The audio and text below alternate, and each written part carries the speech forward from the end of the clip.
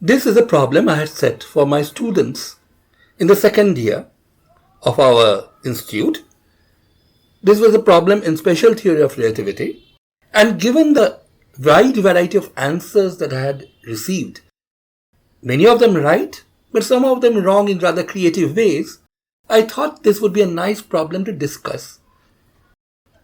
Figure out how to solve this. Also, how to avoid the certain misconceptions which keep on creeping up whenever we deal with problems in STR. At least a few of those misconceptions can be addressed this way. So first, let me spell out what the problem is. Now, this crude cartoon drawing here depicts a railway compartment, and being an STR problem and really being thought experiments, we are going to assume that this is a super fast railway compartment which is traveling at 0.6 c, 60% of the speed of light with respect to Alice, who is standing besides the tracks. Now Bob is in the compartment at one end of it, and what he does is that he throws a ball. I have actually labeled Alice and Bob here, but I think even with my crude drawing skills, the viewers will have no difficulty in figuring out which one the ball is, which is why I did not label that. The ball is being thrown at a speed of 0.8 c, 80% of the speed of light, by Bob. So this velocity is with respect to Bob. Now the train compartment happens to be 16 meters long as observed by Bob. So now the question essentially asks for several things. First of all, it labels certain events, which is always a great thing to do when you're dealing with relativity. Event 1 occurs here at one end of the compartment where Bob throws the ball. Event 2 occurs at the other end when the ball reaches the other wall. Now this ball bounces elastically off the far wall of the train and comes back to Bob. So event 3 essentially happens at this same end as event 1. This of course is at the same place only for Bob, since the whole compartment is traveling. Events E1 and E3 occur at two entirely different places according to Alice. Let's return to the questions that are being asked here. First of all, the question that is being asked is, what is the time difference between E1 and E2? Bob throwing the ball and the ball hitting the far end of the compartment as measured by Alice. Second question, how much time does the ball take to come back? That is the time difference between E3 and E2, again according to Alice. There are other questions added to this. One of them is, for which pair of events among these three, so three possible pairs, which one is one of the two observers measuring proper time? And only for that particular pair of events, you are being asked to show that your results which you have obtained so far is consistent with the time dilation formula. And here there is a very important point which has to be stressed over and over again. The time dilation formula, which is a favorite formula even for non-specialists, is appropriate only when one of the two observers is measuring a proper time between two events. That is, either the observer is present at the location of the two events, or the two events are occurring at the same place with respect to him or her. Only then is the time interval measured by that observer the proper time, t0 in this formula, and the time measured by anybody else is a time t, which is larger. The time dilation phenomenon, which is often described by the tagline, "Moving clocks run slow," is quite ubiquitous. You find it in every textbook, but very often people get confused about what it really means. What it means is precisely this: one observer has to be present at both events, or again, the events have to occur at the same place with respect to that observer, and only then can you use this formula to relate the time measurement taken by this person with the time measurement taken by anybody else. In this formula, of course, v is the relative speed between these two observers.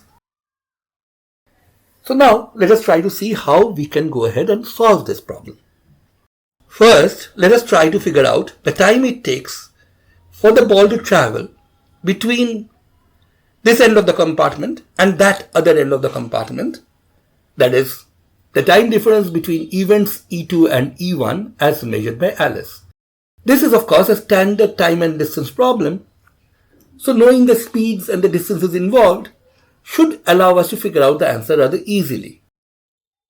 Of course, this being a special theory of relativity problem where the particles, or in this case the big ball, is traveling at nearly the speed of light, you have to bring in STR effects.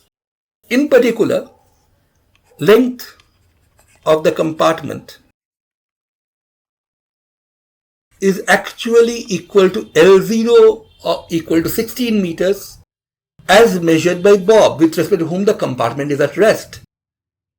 But with respect to Alice, it's not equal to 16 meters. It's actually L0 divided by gamma, the length contraction factor. And in this particular case, the length L0 is 16 meters. Gamma is 1 over square root of 1 minus v square by c square. In this case, 1 minus 0.6 c by c whole square. That's 16 meters into 0.8. And that works out to be 12.8 meters.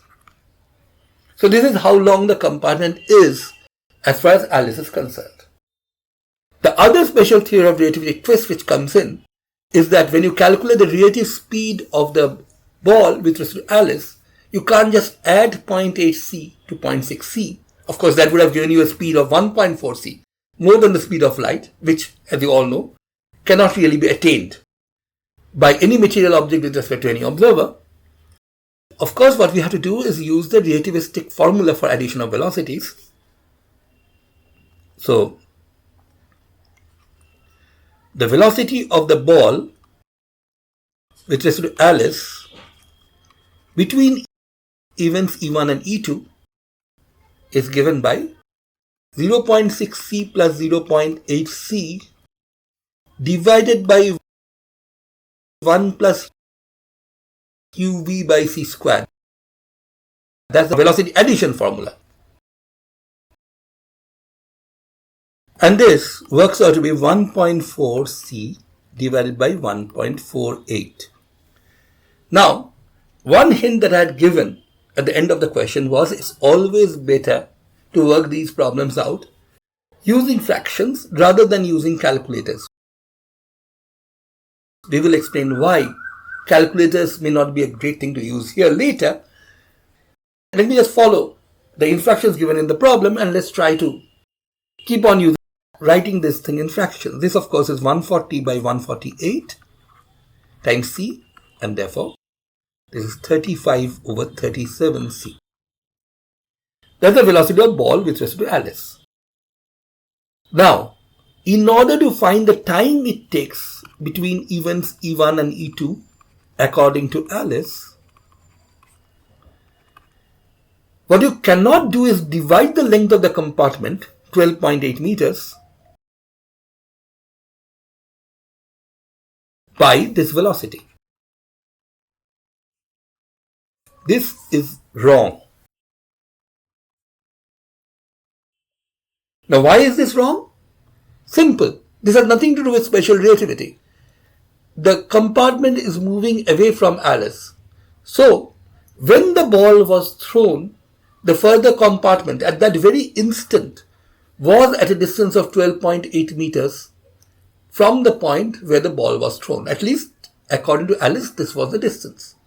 But the ball is moving further away. So, if the time taken is actually t, that's what I'm going to call this. It's just too cumbersome to write the whole thing. Then, the ball has traveled 35 by 37c into t. But in that time, the compartment has also traveled a distance, 0.6 c into t. That's 3/5 ct. So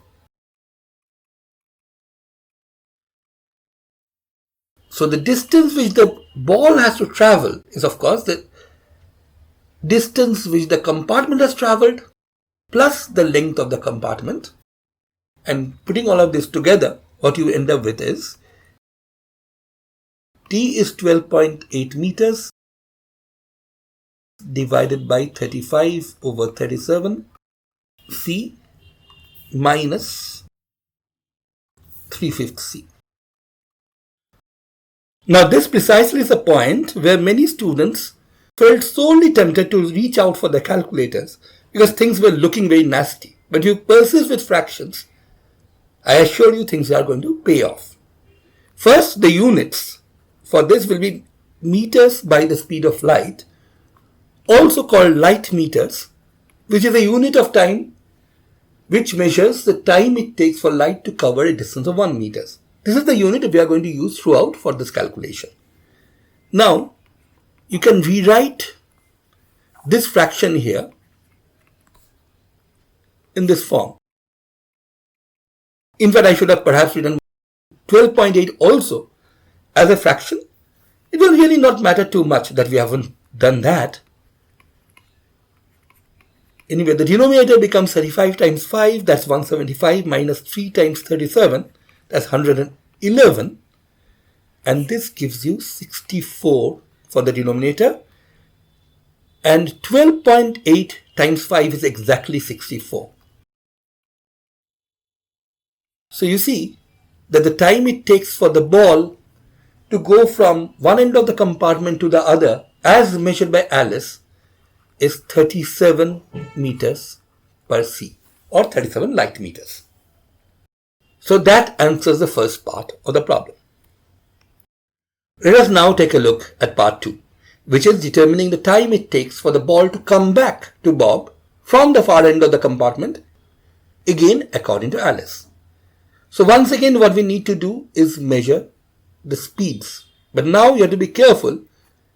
The ball has reversed, it has bounced elastically from the wall, so its speed is the same as before, 0.8 c.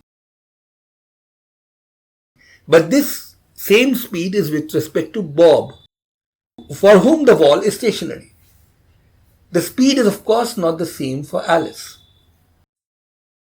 So what is the speed of the ball with respect to Alice now?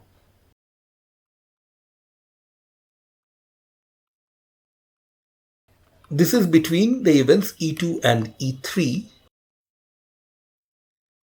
And for that speed, what you need to do is use the fact that the speed of the ball is now actually has a component, the velocity has a component of minus 0.8 c. And you use the velocity addition formula once again, but this time it's to be used in this manner. The same as before, except that 0.8 has been replaced by minus 0.8 throughout.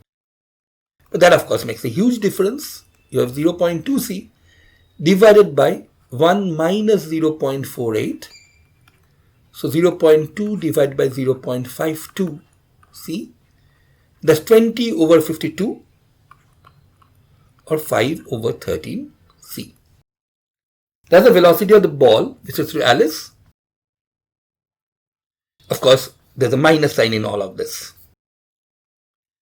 The ball is now traveling to the left, according to Alice as well.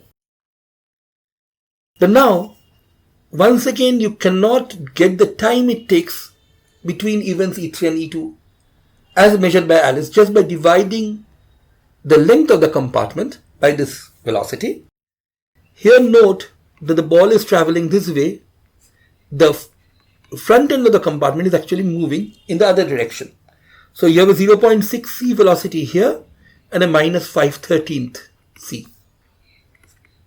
3/5 c on this side, minus 5/13th c on the other side, and they're approaching each other. And the time it takes for this part that's the time between events E2 and E3, again according to Alice, can be easily figured out once again using geometry or using the concept of velocity of approach, which is not the same as relative velocity. In this case, the velocity of approach is 3/5 c plus 5/13 c, and you can get 12.8 meters divided by 5/13 c plus 3/5 c. This is plus, of course, not minus, because the change in sign has already been taken into account when you had converted this to a velocity of approach rather than a velocity of separation. So once again, we follow up with our fraction calculations, 12.8 into 13 into 5. And in the denominator, you have 5 times 5 plus 13 times 3. Note that once again, 5 times 5 plus 13 times 3 in the denominator is 25 plus 39, 64, which cancels out with 12.8 times 5. So the answer for the second part is 13 meters by the speed of light. So the two parts have been answered using the concept of time and distance.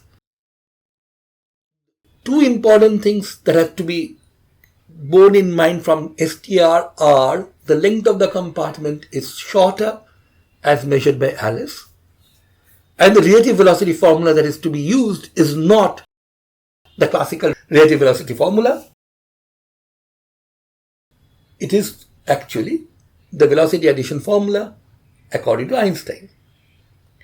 In addition to that, the other important concept, which has nothing to do with STR, which has everything to do with ordinary daily life calculations as well, it is simply that when an object is moving towards a target, which itself is moving either away or towards the observer, its motion also has to be taken into account. Once you have done that, the calculation is pretty straightforward. The time intervals between event E1 and E2 was 37 light meters according to Alice, and that between E2 and E3 was 13 light meters again according to Alice. Now let us tackle the rest of the problem. The rest of the problem essentially asked, among all possible pairs of these three events, for which one is one of the observers measuring proper time? And that, I think, should have been clear at the very beginning. Note that as we have stated at the very beginning, events E1 and E3 has happened at the same place according to Bob, at his end of the compartment. E1 and E2, of course, have occurred at different places for both Bob and Alice, E3 and E2 as well. Of course, E1 and E3 occur at the same place only according to Bob, not according to Alice. So, the pair of events we are looking at for which one of the two observers is measuring proper time are the events E1 and E3. The pair is E1 and E3, and Bob is the one who is measuring proper time. The final part of the problem asked, are your results that you have obtained so far consistent with time dilation? Now, in order to see this, you have to remember that the time dilation formula, T equals T naught by square root of 1 minus V square by C square, can only be used if proper time is being measured by an observer. So in this case, only for the events E1 and E3, there Bob is measuring the proper time. Alice is measuring the other time, the time which is written T in the formula. Now, the time it takes between events E1 and E3 according to Alice is pretty easy to figure out, because we have already figured out how much time it takes for the ball to go from here to here. That was 37 light meters. And how much time it takes to come back. That was 13 light meters. So if you just add these two results, this one and this one, you end up with the time it takes, according to Alice, for the ball to go and come back to the same end of the compartment, that is back to Bob. That's simply 37 light meters plus 13 light meters. That is a total of 50 light meters. Now, in order to compare this with the time dilation formula and check that everything works out correctly, what you need to do is figure out what T0 is in this formula. That is the time which, in this case, for this particular pair of events, the time measured by Bob between these two events. So what you need is time as measured by Bob between E1 and E3. But for Bob, this is very easy.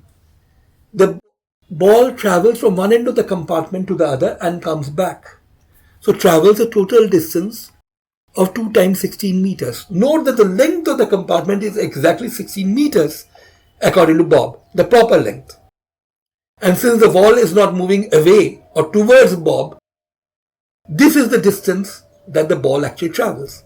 The speed of the ball is the same, 0.8 c, in both halves of the journey according to Bob. So you just divide this distance by 0.8 c and you end up with 40 light meters. Now notice, for the relative speed between Bob and Alice, 0.6 c, the gamma factor 1 over square root of 1 minus v square by c square, something which we had already figured out before when talking of the contracted length of the compartment, is simply given by 5 over 4. So the fact that the two times actually have a ratio of 50 light meters over 40 light meters is completely consistent with this particular gamma factor between Bob and Alice. So this concludes a full solution of that problem. Now, as with most problems in STR, there are multiple ways of approaching this particular problem as well. Let me now outline another method which actually turns out to be quite interesting in its own right. This other method involves using the time dilation formula and only the time dilation formula throughout. Well, that's not really quite correct. You also have to use the velocity addition formula. Apart from that, the only other ingredient used here is the time dilation formula. So to look at this alternative method, let us first figure out where can we use the time dilation formula. As we had already pointed out, between the two observers indicated here, Alice and Bob, only Bob is present at two of the events. Event E1 and E3 are occurring at his location. So as we have already seen a while ago, he measures the proper time between these two events. Alice measures the dilated time. Now, as far as events E1 and E2 are concerned, neither Alice nor Bob sees the two events occur at the same place. So neither of them is measuring the proper time, and you cannot use the time dilation formula to connect their time measurements. However, there does happen to be an observer who is present at both the events. And this observer is one which is fixed with the ball. Somebody who is traveling with the ball would of course see events E1 and E2 occur at the same place. Another inertial observer who travels with the ball on its way back has to be a different inertial observer. Though the speed remains the same, the velocity has changed. It has reversed direction. For that other inertial observer, again attached to the ball, the time taken between E2 and back to E3 would be again the proper time, because both events occur exactly where the ball is. So we can get by using time dilation formula for events E1, E2 and E2, E3 as well.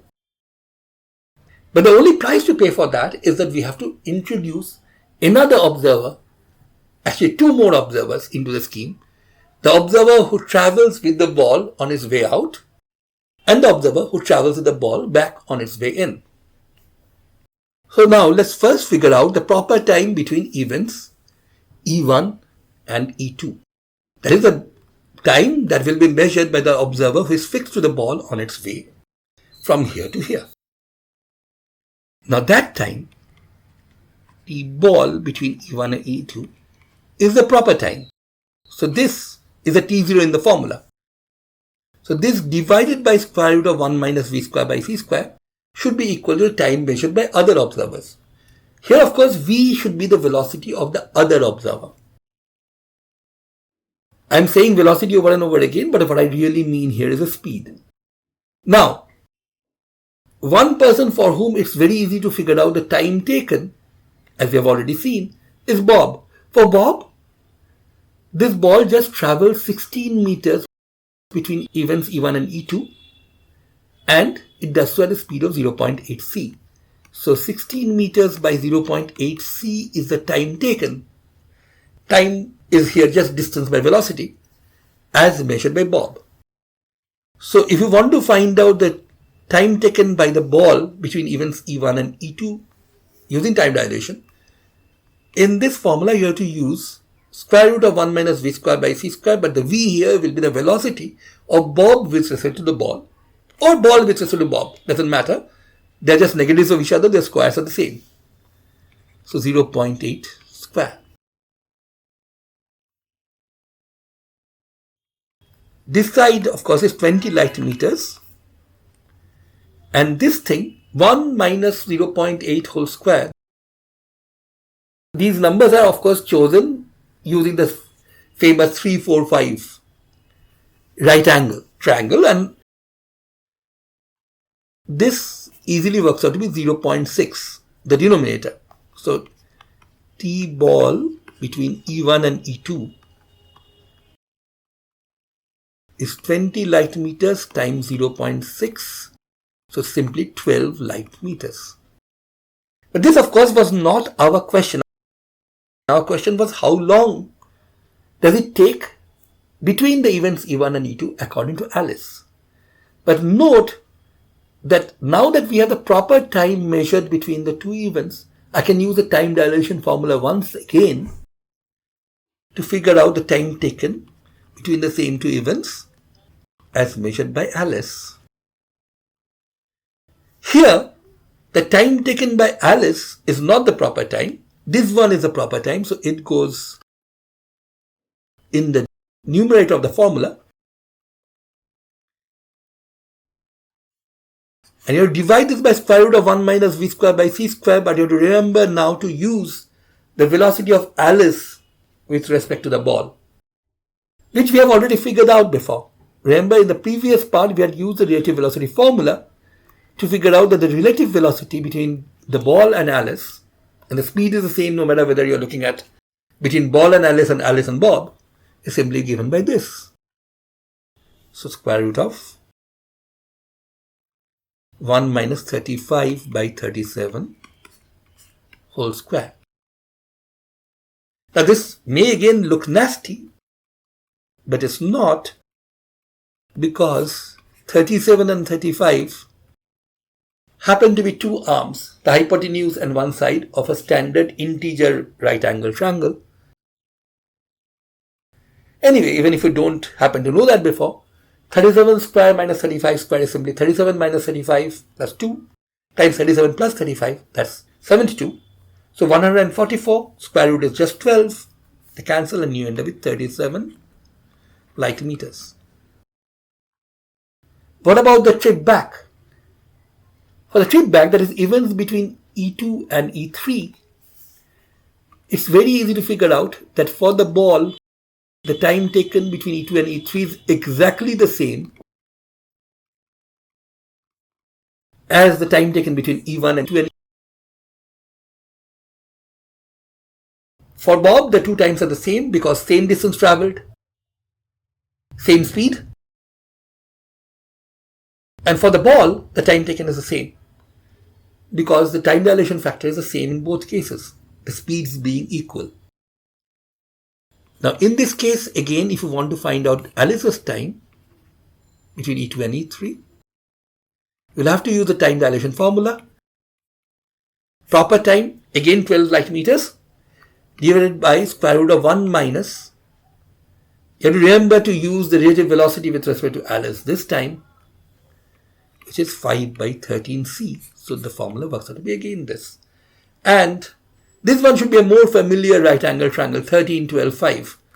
And it's very easy to figure out that this is just going to work out to be 13 meters per second. Meters per c, that is 13 light meters. Same results as we had obtained before, but this time we are using time dilation formula throughout. Okay, so now that we have seen two ways of solving this problem correctly, let us explore some of the common errors that people tend to make while solving a problem of this kind. But before we do that, let's look at what the solution would have been had this been classical physics. Well, in the classical physics scenario, you could simply have calculated the time intervals according to the one person for whom calculating the time intervals is very easy. For Bob, of course, t as measured by Bob between E1 and E2 was the same as a t as measured by Bob between E2 and E3, and of course half of the time between E1 and E3, and that's going to be simply 16 meters the length by 0.8 c the time. This of course is the same no matter whether you're doing classical, that is Newtonian physics, and Einsteinian physics. 20 light meters to go and 20 light meters to come back. That's for Bob. Now, in classical physics, one very quick and easy way to answer this question would simply have been, whatever Bob measures, Alice measures the same as far as time intervals go. So, for Alice too, the time intervals will be exactly 20 light meters for both A1, E2 and E2, E3, and 40 light meters for the overall E1 to E3. Now, while that is very, very easy, let us try to figure out how one would approach this by using measurements done by Alice and Alice only. For that, of course, what you would have to do to calculate T Alice between E1 to E2 would be something like this. You have to take the distance 16 meters, divide that by the velocity of separation. But remember, with respect to Alice, the ball is not traveling at 0.8 c. It's actually traveling at 1.4 c. Now this might raise some eyebrows, but remember, this is Newtonian physics. There's no upper limit to the speed of light. The velocity addition formula is simply u plus v. But this, of course, is not what you divide by because the ball is moving away. As I said, this is a factor you have to take into account no matter whether you're doing Newtonian physics or Einsteinian physics. And so the result really works out to be this. Let me just remind you that what you are really saying is that in the time, let's call this t, the ball here is moving 0.6 ct. As far as Alice is concerned, the ball is traveling at a speed 1.4 c, so it's traveling 1.4 ct. So the difference between 1.4 ct and 0.6 ct has to be the length of the compartment, which is 16 meters, the same for both Bob and Alice. Newtonian physics, remember. And this, of course, works out to be exactly the same as before, 20 light meters. Now, the most common problem that people face, or most common error that we have seen students make in solving problems of this kind in the STR context, can be either forgetting the length contraction.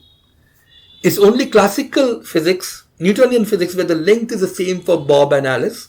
You have to use a length contraction formula to figure out how long the compartment really is with respect to Alice. Either people forget this, or they keep on using this formula, 1.4 c, for the relative speed, which of course is absurd. You know that speed of light cannot be exceeded in special theory of relativity. And that's because your formula for calculating this relative velocity is no longer u plus v, it's u plus v by 1 plus uv by c square, which gives rise to this value, which is of course less than the speed of light. And that's what should be sitting here. 16 meters by 16 meters is wrong because the length has been contracted. 1.4 c is wrong because the velocity addition formula is different. The trouble is many students tend to make one error or the other. They either remember the length contraction, forget the relative velocity formula, or Remember the relative velocity formula, forget the length contraction. And also, and this is quite common, although this has nothing to do with STR, this is more a problem with basic time and distance. Many students also forget this term, the fact that the wall is actually moving away. Finally, let me try to explain why I had ranted against the use of calculators for this kind of calculation. The obvious benefits of using fractions and seeing all these cancellations, rather beautiful cancellations, play out aside, there are more practical reasons for this. For example, let me just cite one calculation. When we first calculated the time it took between events E1 and E2, according to Alice, our result was 12.8 meters divided by 35 by 37 minus 3/5 C. As we have already seen before, using the notion of fractions and cancelling things out gave us a rather nice result. That is, this is exactly equal to 37 light meters. Let's try to see how this could go wrong if we were to use a calculator. Of course, there's always a possibility that you will key the wrong numbers in, but even if you did not fall into that trap, let me point out that the number 35 by 37 is actually 0.945 recurring. That is 0.945945 and so on. Now, if we were to subtract 3/5 from this, the denominator above would really become 0.345945, after which the 945 keeps on recurring. So far, so good. If you actually did a calculation with this whole number